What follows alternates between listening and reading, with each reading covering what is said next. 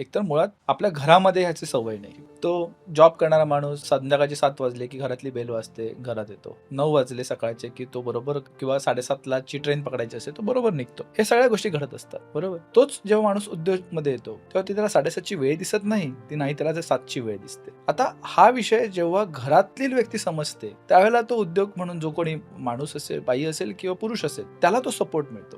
तो जर घरात म्हणजे आपल्या किंवा कोणत्याही उद्योजकाच्या घरात मिळाला नाही तर त्याला ऑलरेडी एक मोठं बर्डन असतं, खूप कठीण जातं. दोन काय अजून एक लढाई शिवाय घरातली एक लढाई आणि मग त्याच्याबरोबर तर ते जॉईंट कुटुंब असेल अजून काही तर त्याचे काका पण त्याला फोन करणार, मग त्याला मामा पण फोन करणार, मग आजी आजोबा पण करणार, असं सगळ्या भोवतीने त्याला असं बांधून घेतलं जातं. तेच जर तो जॉबमध्ये असता आणि जॉबमध्ये तो रात्रभर काम करत असता तर अरे खूप माझा पोरगा काम करतो हो असं बोलून त्याला गुंजारलं गेलं असतं. पण तेच उद्योग बिझनेसमध्ये तसं नाही कळत आणि हा एक आपल्या इकोसिस्टमचा मोठा प्रश्न आहे.